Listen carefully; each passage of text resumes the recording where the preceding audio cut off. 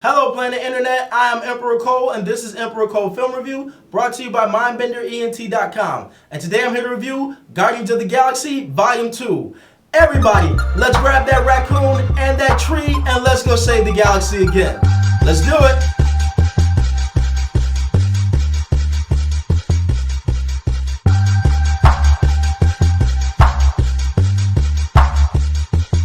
Guardians of the Galaxy Volume 2 is directed by James Gunn. Written and directed by James Gunn, I should say. And let me say, this is definitely one of my most anticipated films of 2017. I was looking forward to this movie because I loved the first Guardians movie. It had a lot of fun, a lot of action and adventure, and it was a surprise hit for the year that it came out.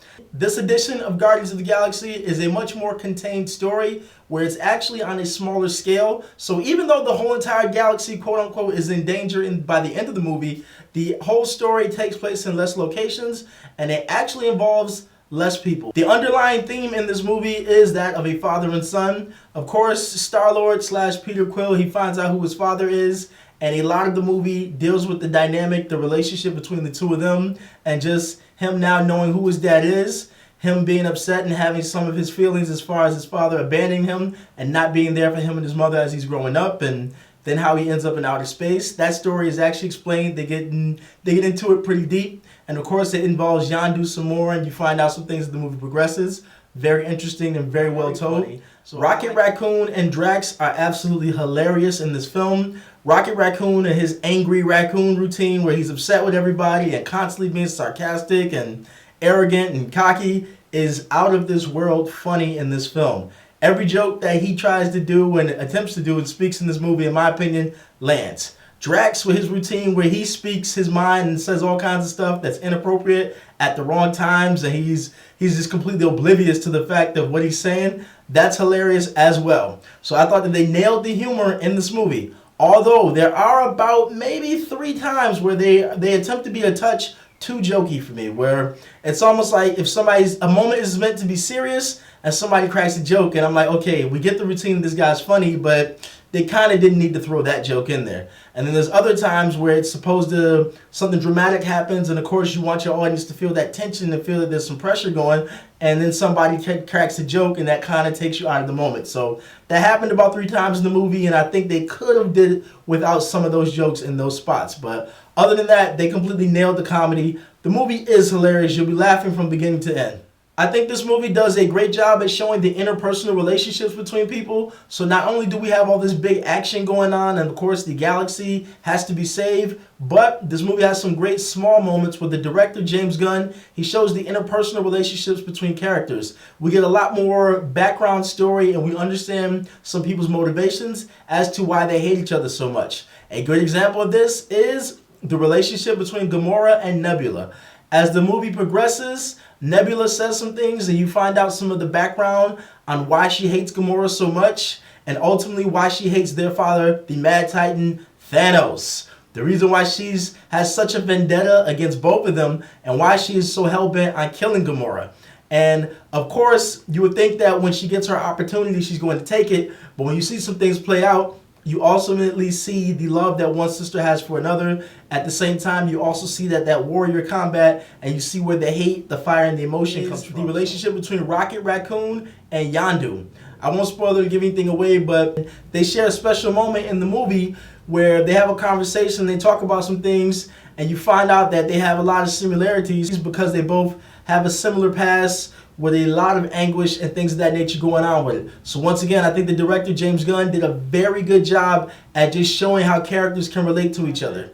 It's the love story that's been developing and budding between Gamora and Star-Lord. So of course they're both into each other, but they're kind of trying to be reluctant. They're denying the fact that they have feelings for each other. And it's funny because they make some references to some funny television shows in the past where 2 characters were doing those same type of things. And you see that in this movie, and I thought there was some humor in those moments, but at the same time, they did a very good job with the acting and playing out of those scenes. And of course, the crux, the driving force of this movie is the relationship and the reveal of Star-Lord and his father. So we see this relationship, the father-son dynamic going on between them. And at some points, it looks like things are going to be rosy. Peter's finally going to get the father that he's always wanted. But of course, Dad has some expectations of him and some things that Peter might be able to live up to, some things he might not be able to live up to. But I like the way that I like the way that relationship was shown. And once again, that interpersonal relationship is helping to drive the story forward. And of course, the relationship between Star-Lord and Yondu, they've kind of had a father-son relationship that's played out over about the last 25 years. I want to say he abducted Peter Quill when he was about 9 or 10 years old. So at this point in the movie, I think he's about 35 years old. So he's been with him for the last 25 years. They have a father-son relationship that's been building and going, even though they've been like space pirates and marauders robbing people and pulling off heists and things of that nature.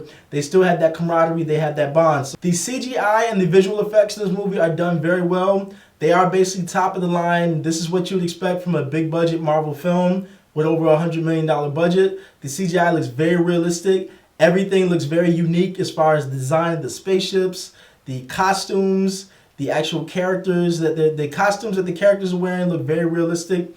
Everything is done with such a certain vibe and tone where they're capturing that early 80s vibe of a sci-fi movie like a Buck Rogers, something where it feels like a big adventure. Baby Groot stole the show in his own way as well. Groot is kind of like the Guardians of the Galaxy. He's kind of like their answer for the Incredible Hulk. He's their big brooding guy who's the tough guy who's big and strong and doesn't speak any much. He's a tree. He's a living, like, sentient tree. But in this particular movie, Groot has been cut down to size. Of course, he's still recovering from what happened at the end of part 1. He's this cute little kid, and you see him as he's like almost the equivalent of like a 4 or 5-year-old. That's kind of like the vibe you get from him. So there's some very heartfelt moments, some cute moments with him being a little baby Groot, and he's trying to help the team out. There's moments where he's dancing and doing things, of course, that are designed to make sure the audience love him, and of course to make sure that Marvel can sell some merchandise and sell those Baby Groot dolls and toys and things of that nature. But Baby Groot was a huge plus in this film. One thing I think that could have been done much better in this film is actually the song selection. So, of course, the Guardians of the Galaxy, they have a lot of popular music from the 80s that plays during the action sequences and during some of the moments that's intended to be funny. Most of the music that was selected the first time around in the first movie, iconic. This is music, as soon as I heard it, I knew I'd heard those songs before. This time, some of the songs they selected didn't really connect like that. So I think they could have did a much better job in that area. James Gunn should have selected some better tunes to go with the action sequences to achieve some of the emotions and some of the feelings that he was trying to get the audience to feel. If it's time for me to give the Guardians of the Galaxy Volume 2 a score on the Mindbender Movie Meter, I'd have to go with a score of 88%. Guardians of the Galaxy Volume 2, 88% on the Mindbender Movie Meter. This has been Emperor Code Film Review for Guardians of the Galaxy Volume 2. If you enjoyed this review, please subscribe to this YouTube channel. Please make sure you follow us on Twitter at MindbenderENT. Of course, go check out our Facebook page and give us a like there. Facebook.com/Mindbender Entertainment. And of course, make sure you check out the website, mindbenderent.com. And remember, the future is now.